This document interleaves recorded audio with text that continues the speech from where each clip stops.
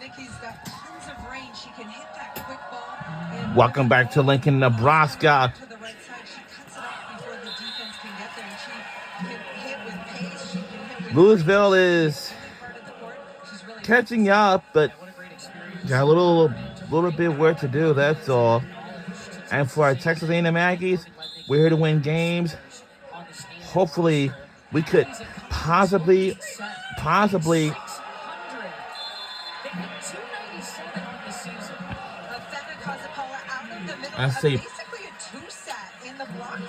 say but the heavy arm muscles through the Louisville defense. Casapala, 2 kills, 2 slate. She's also got a couple of digs and a block. She'll now go back to serve. She is dangerous behind the service line. Although Louisville handles that one nicely. Going back over to Louisville. Peyton Peterson on cleanup duty. The service game is so crucial at this elite level in the collegiate game. Well, we lead by 4, but winning that battle so far early in this match. They've been able to create opportunities. That one's a missed opportunity after the dig goes over. Peyton Peterson for Louisville just cleans things up. Peyton Peterson tied with Alyssa Blackshear, leading Louisville right now with 4 kills apiece. Gretnicki coming in. Did you see that angle? That is the range, and it cut the set is so. We on ESPN 2 for this tonight's 2025 Sweet 16 regional semifinal. Did I just spot the Grinch just a moment ago? Like in the background? That's something. Hopefully in the Grinch. On the still something. Don't steal any praise from anybody. But if that's the case, don't steal the presents from anybody, because that's not what we really don't want to see at all. Peterson comes from a volleyball family. Her mom, Bobby Peterson, is the head volleyball coach at UNI. They played in the tournament this year. Her twin sister, Jaden, is also on that UNI team. In flies Chloe Chicoine. Louisville moved that set Wow. inside, and it really threw the block off from Texas A&M. And this ball dives inside, and that allows Chloe Chicoine to work around the block. With a short serve here. Texas A&M still able to get the middle block. Chicoine, another powerful swing. Texas A&M in the net. Transition offense is crucial for Louisville. If they can dig the ball and then attack back, you see it. Oh, Lord. But that gives this Louisville team momentum. Now it really causes a timeout here. Texas A&M, who's been in control most of this first set, to call a timeout. Louisville right now hitting 440. Now, Texas A&M here in set number 1. so we'll be right back on either side. No, we'll be stay here. So now we have the band over here. Now, taking a timeout. Oh, I see Harper Murray is in the house, but this is her home place, by the way, of course. Nebraska, you see Harper Murray, Rebecca Alec, the Nebraska team. Do a little scouting possibly. If they were to win tonight, they would play the winner of this match on Sunday. They might have had the same situation as us, just waiting around to play. Because Kansas Jayhawks, that is coming up next time that we done here. And that's going to be on ESPN 2.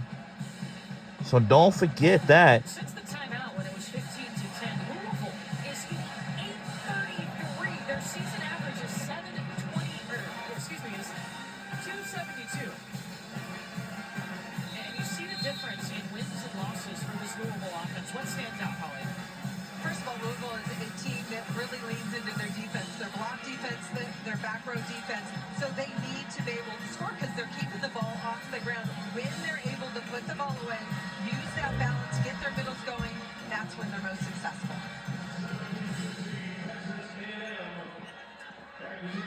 To a 3-0 run, Peyton Peterson will step back behind the service line. And she keep it going out of the timeout. Going short, making Ava Underwood would die for it. Helmet is stopped! I like that serving strategy by Louisville.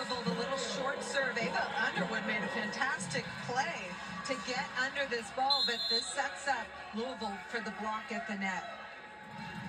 Kara Cressy, a captain of 5th year with the block for Louisville. And an attacking error in the middle from Morgan Perkins. The streak continues for Louisville. They've tied it.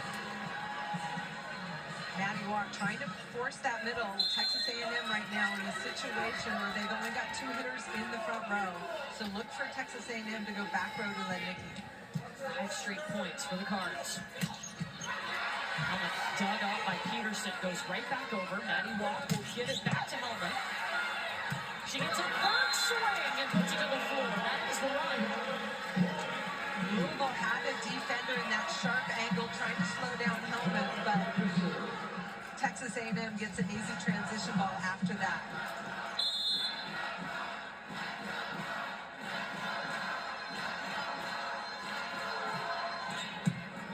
Serve at Cameron Tran, the libero. With the swing. Walk out to Stowers. Underwood is everywhere. Oh! And Kenny steps in to set this up for Chacoin. Solid dig by Helmet. Chacoin again. On again! Blocked by Cabello, the center. Louisville doing such a nice job picking up their defense, staying in the long rally. Their team that can wear you down, and Naomi's Cabello on that right side comes up with a big stop on Stowers.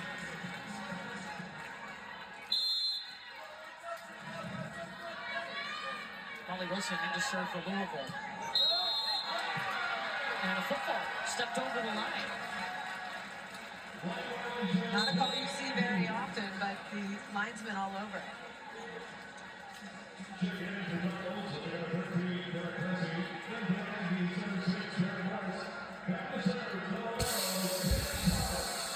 Kate Thomas again. The Grand Canyon transfer has been using as a serving specialist in her liberal jersey.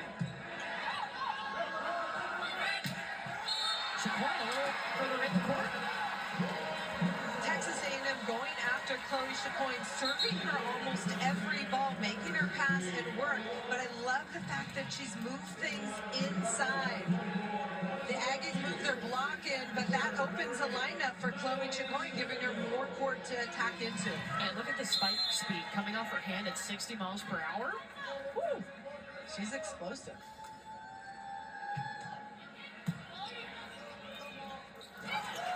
This connection, looking for Casapala in the middle. Something was just a little off, but they're going to catch Louisville in the net. That's a break for the Aggies. Unfortunate for Louisville. That was a ball that looked like the Aggies netted, but it was actually Louisville. So Texas A&M hits what we call the red zone first. That's 20 points. Now a race to 25. They continue to attack Chacoin, and she tools the block all the way across the court. Chloe Chacoin is moving her offense around, really forcing the block to have to react and move. This is an out-assisted play. Sets coming from way off the net. But look at that aggressive swing off the inside hand of the middle blocker.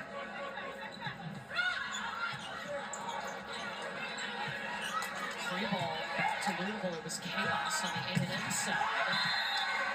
Peyton Peterson lets Louisville hop into the lead. The first time they've led since it was 1-0. Louisville takes care of their first contact, and that isolates one blocker in front of Peterson, and Lednicki late with her hands for Texas A&M. Both outsides for Lednicki are leading them right now. They've got 6 kills apiece. Peterson and Chacoin. Walk on the run, goes backside to Lednicki, who had to use her right hand. She's a left-handed player.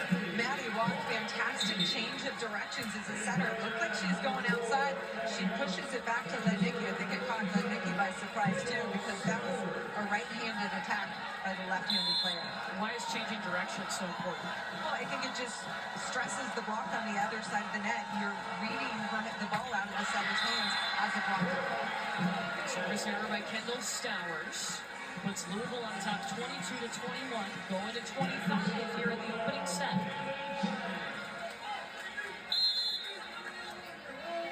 Tran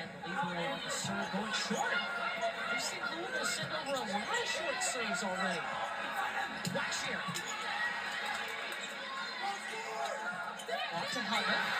Oh, Karen Cressy! She got a huge shove from Peyton Peterson after that. This is really causing us a timeout. It's really disruptive right now to the Aggies.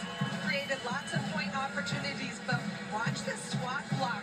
The long 6'6" Karen Cressy identifies the tip, throws it down for a huge Louisville point. Texas A&M has to call timeout because Louisville is on an 11-4 run. We talked about the middles, and look at the middles for Texas A&M. Hannah Sherman and Karen Cressy, they're so good at blocking. We just saw Cressy come up big.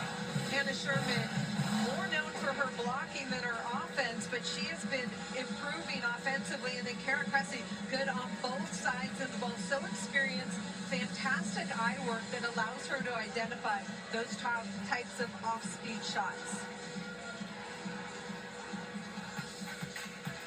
Well, we've got two great women's basketball matchups for you on Sunday. First, 13th ranked. So, the women's basketball, Texas Longhorns will take on Baylor Bears at 1 p.m. on ABC.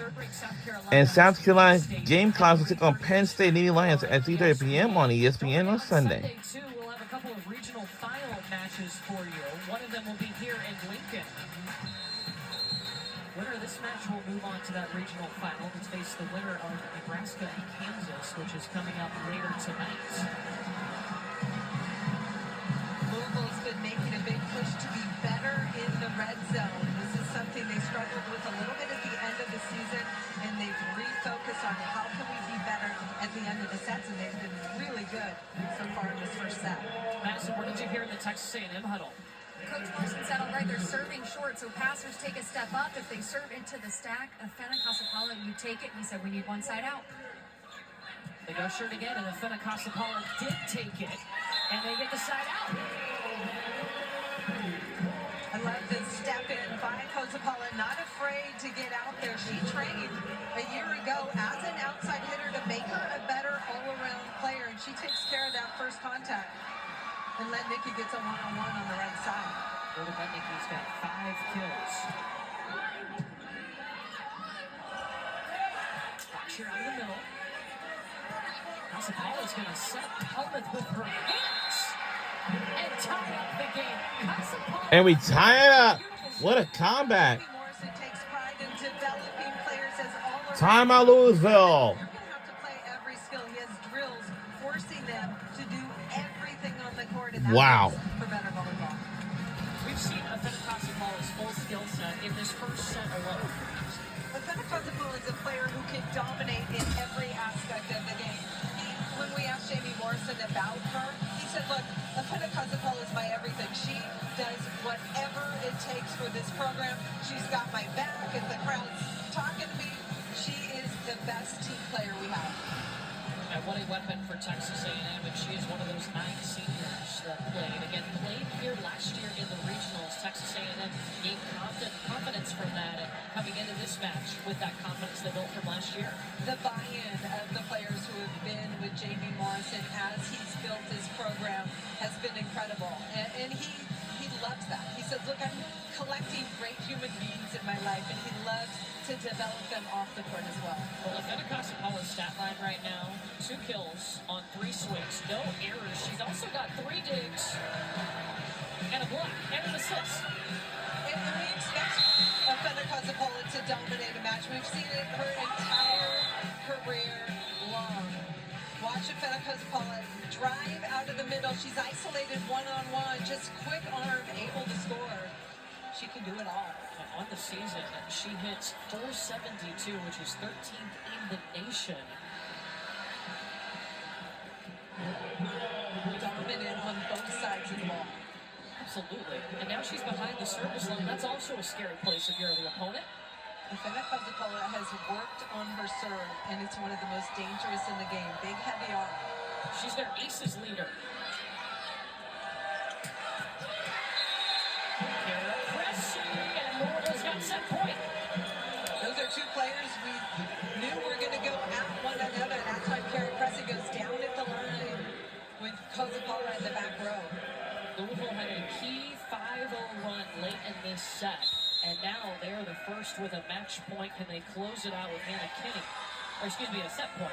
Can they close it out with Hannah Kinney behind the service line?